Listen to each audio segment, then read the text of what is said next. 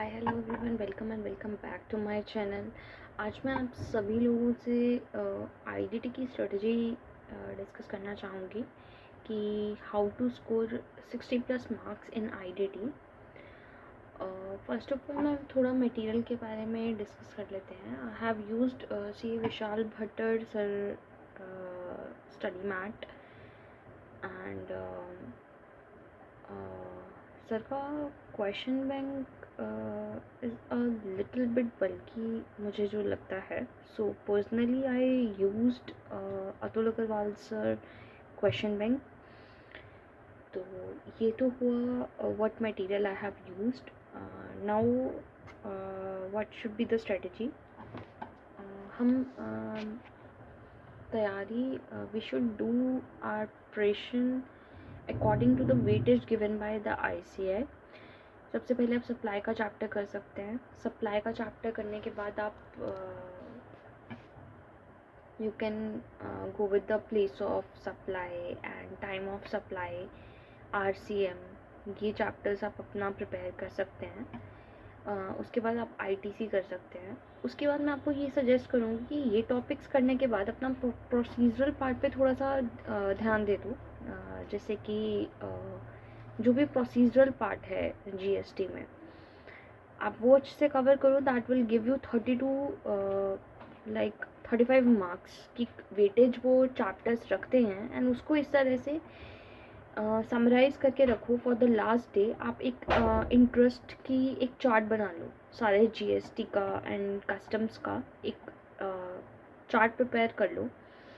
And एक ही page पर GST में एंड कस्टम्स में जितने भी इंटरेस्ट रेट हैं उसको बार बार रिकॉल करने की ट्राई करो। उससे क्या होगा ना कि आपका बहुत शॉर्ट ड्यूरेशन में बहुत अच्छी कवरेज होगी। एक क्वेश्चन जो है इंटरेस्ट से बनता ही बनता है इन एग्ज़ाम्स। तो इस तरह से चीज़ों को समराइज़ करके आपको 1.5 डे की स्ट्रैटेजी को ध्यान में रख के समरीज़ ज़रूर यूज़ करो अपनी प्रिपरेशन में। मेरे साथ क्या था कि मैं समरी बना नहीं सकती थी, बट हाँ मैं यूज़ ज़रूर करती थी। मैं विशाल भट्टर सर के चार्ट्स मैंने यूज़ किए हैं। First of all it's not a sponsored video, मुझे किसी ने नहीं कहा, but I personally used the material. तो मैं आपके बता रही हूँ कि आप किसी भी टीचर का यूज़ कर सकते हो जो भी आपको अच्छा लगे, but crisp and concise notes आप अपने लिए रखो। चाहे आप खुद बना सकते हैं तो बहुत अच्छा है। सर तो बोलते हैं कि आप खुद बनाएं तो इट्स रियली गुड।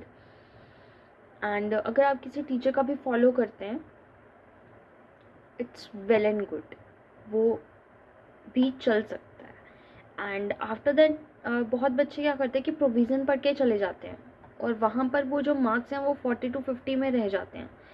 तो आप क्वेश्चन बैंक ज़रूर कीजिए। किसी भी ऐसे टीचर का देख लो जो अपने ICAI के क्वेश्चंस जो इंक्लूड करता है, लाइक MTP हो गए, RTPs, इन सारे क्वेश्चंस को इंक्लूड करता है। सो मुझे अतुल सर का बहुत अच्छा लगता है पर्सनली क्वेश्चन बैंक, क्योंकि वो सब ICAI का मटेरियल लेते हैं। तो मैंने उनका रेफ़र किया था for the that very attempt जिसमें मैंने क्लियर किया एंड आई गॉट 60 प्लस। मुझे एग्जाम्शन आया IDT में। So I have gone through the question bank thrice a time.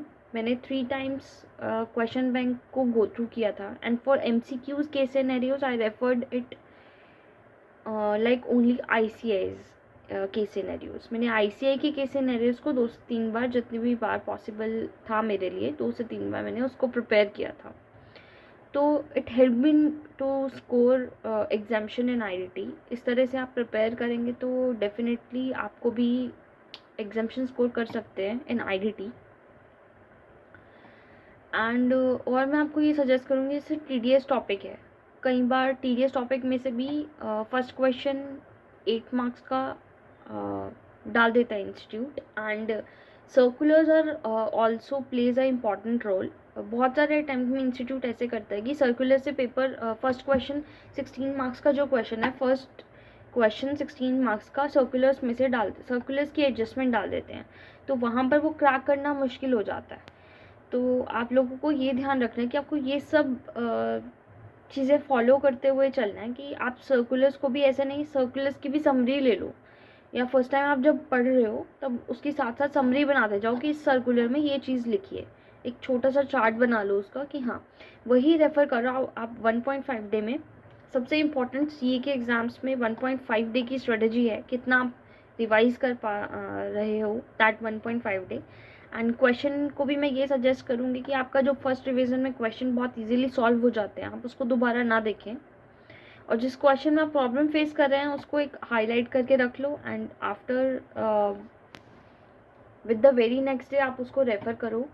And अगर उस दिन भी आपको उस क्वेश्चन में दिक्कत लग रही है तो उसके नेक्स्ट डे भी आप उसको रेफ़र करो। इससे आपका ग्रिपिंग बनता जाएगा सब्जेक्ट में। जैसे आईटीसी के क्वेश्चंस हैं, बहुत प्रॉब्लमेटिक होते हैं। सिर्फ एक आईटीसी का चैप्टर है जो थोड़ा हैवी होता है, बाकी सप्लाई वाले में आपको 2-3 क्वेश्चन ऐसे मिलेंगे, आरसीएम में आपको 2-3 क्वेश्चन ऐसे मिलेंगे जो थोड़े डिफ़िकल्ट होंगे। अदरवाइज़ आईडीटी में कोई बहुत हाई लेवल का नहीं होता है मटेरियल। डीटी में थोड़ा प्रॉब्लम फेस करते हैं स्टूडेंट्स, बट आईडीटी में ऐसा नहीं है।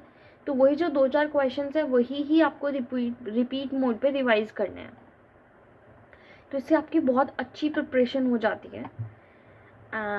एट द एंड में आप सबको ऑल द वेरी बेस्ट बोलना चाहूँगी for May 24 exam, and do follow this strategy. आपको भी एग्जामिशन पक्का स्कोर होगा। All the very best to all the students out there जो भी इस बार के लिए एग्ज़ाम अटेम्प्ट कर रहे हैं।